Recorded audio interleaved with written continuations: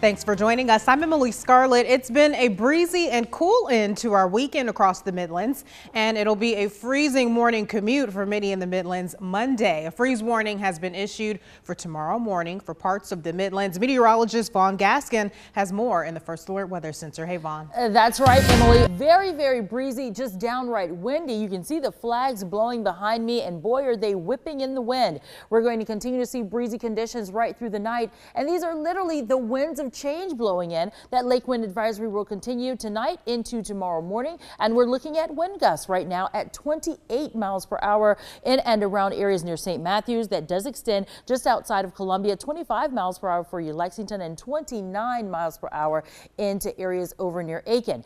After the winds start to relax and we get to 2 a.m., that advisory comes down. Then they'll put in the freeze warning. This is from 2 a.m. until 9 a.m. tomorrow morning. That's the time that temperatures are expected to dip right to about 32 degrees in Saluda, Fairfield, Newberry, and Lancaster counties. Well, as we look at the temperatures right now, the temperatures have been falling very fast, and they're in the 50s, and we're even looking at a few light sprinkles trying to materialize out there. Most of them are evaporating before they hit the ground. We're at 54 right now and 53 in Lexington, 50 for you Newberry and Saluda, 52 in Winsboro. You're at 52 in St. Matthews right now. So what is that freeze warning all about? Well, here's the breakdown and the bottom line for you. That freeze warning is for the counties of Fairfield, Newberry, and Saluda, also into Lancaster and some other upstate counties. But those are the areas we're expecting to drop to 32 degrees. It could kill those plants, those crops, that sensitive vegetation that you want to protect. So you want to either bring them indoors or cover them with some type of tarp or blanket. Otherwise, they won't be here tomorrow morning because they'll be all said and done. They're going to die because it's tough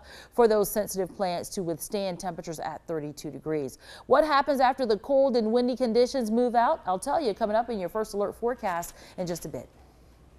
Thanks, Vaughn. Caught on camera, a tower cam captured video of a tornado that touched down in West Palm Beach, Florida this weekend. The twister was spawned as a tropical storm Philippe moved from Cuba into the area Saturday. The storm dropped up to 4 inches of rain and brought sustained winds of 40 miles per hour, and hundreds of people lost power in the storm. No injuries have been reported. Coming up, we'll look at the impact Philippe could have in the Northeast later this week. A house fire caused parts of Broad River Road to shut down earlier this afternoon. Columbia fire crews say the home in the 3500 block of Broad River Road was unoccupied at the time of the fire. Thankfully, no injuries have been reported. The cause of the fire is still under investigation. Broad River Road is now back open.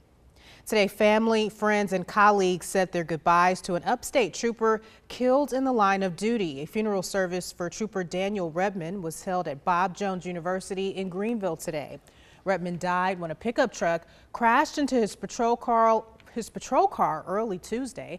His vehicle was parked in the emergency lane of a Greenville County highway at the time. He leaves behind a wife and 3 young daughters, ages 2, 4, and 5. A decision on any charges will be made after an investigation into the accident is complete. 6 people are recovering in the hospital this evening in Jasper County after a pickup truck collided with a hayride in Ridgeland. 2 people had to be airlifted after the crash on Tarboro Road last night around 8:15. 4 others were also taken to the hospital by ambulance. Right now, there's no word on the conditions of those injured. We're still working to learn if any charges could be filed in this incident. We'll continue to update you on our free WIS News app as soon as we learn more. A Lowcountry firefighter is out of the hospital after a 4-week stay after a medical event at a 9/11 commemoration early this month. 63-year-old Assistant Chief Greg Bailey went into cardiac arrest while taking part in the 4th annual 9/11 Silent Walk on October 1st. He remained in the hospital for 28 days while undergoing several surgeries, including open heart surgery. This is a picture of Bailey after his near 1-month stay in the hospital. The 9/11 Silent Walk is an event where firefighters and supporters of the service walk 5.5 miles in full gear to honor the lives of those lost on September 11th. Clear but still unusable. A Midlands family says for the first time in 25 days, they finally have clear water coming out of the faucets in their home. But neighbors in the Stonegate neighborhood in Irmo say they still don't trust the water.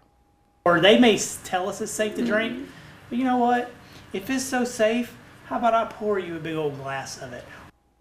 Our Caroline Patricus is live on Southampton Street with the latest on the brown, smelly water we first told you about last week. Well, Emily, look, would you drink this water? Because the people who live in this neighborhood say their utility company told them last week that they would not even drink it. And so the residents here on Southampton Street are very happy that clear water is running back into their homes. But they tell me they still won't use it and they still don't trust it. And we sat down with the Powells earlier today to talk to them about why they won't use it. And they say that they really don't believe that it will stay clear permanently. People here say that it's been a problem for decades and nothing is ever done to fix the problem by their utility company, Carolina Water Service. We told you on Friday after speaking with that company that they are aggressively flushing the water lines and trying to find a permanent solution for the folks here. But many are so fed up and don't believe it, especially, they say, when the water company won't even drink the water, though they say it's safe to use. The water company came out here, one of the technicians, and I said, all right, take your utilities hat off. Would you drink this water? And he said blatantly to my face, no. So you have a water company who gives you a service, but they refuse to even try to sample the service themselves. So I feel like a third-class citizen on the Titanic ship right now. I'm just like, we'll give you this service, but we're not going to take part of it. But dozens of neighbors here say that the service, that he speaks of, keeps going up in price too. Some say they spend more than $80 a month for water that they do not trust. Again, we did speak with Carolina Water Service last week. They've been out here flushing the water lines, but they also tell us that they are trying to get rid of the well water system in this neighborhood altogether. So we will continue to follow this story. For now, live here in Irmo, Caroline Patricus, WIS News 10. Thanks for that, Caroline. Looking ahead now, a Marine Corps drill instructor is scheduled to face a court-martial over charges he abused 2 Muslim recruits, including one who jumped to his death at Parris Island last year. Gunnery Sergeant Joseph Felix's trial could begin as early as Tuesday at Camp Lejeune in North Carolina. He's facing charges of cruelty and maltreatment following an investigation into the death of 20-year-old Rahel Siddiqui at Parris Island last year. The Marine Corps says it uncovered widespread hazing of recruits and young drill instructors since Siddiqui's death and identified up to 20 people possibly tied to misconduct. A federal grand jury approved the first charges in the investigation led by special counsel Robert Mueller, and sources say arrests could be made as early as tomorrow. David Daniel reports. I think anybody who's been advised by the special counsel's office that they're a target of the investigation, which I'm sure he has done to those people who are, should be concerned. New Jersey Governor Chris Christie with some words of warning for anyone who could be facing charges in special counsel Robert Mueller's Russia investigation.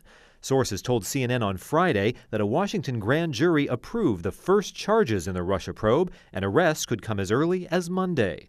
The charges are still sealed under orders from a federal judge. While we don't know who might be facing indictments, Mueller has issued a grand jury subpoena for documents and testimony related to former Trump campaign chairman Paul Manafort and former National Security Advisor Michael Flynn.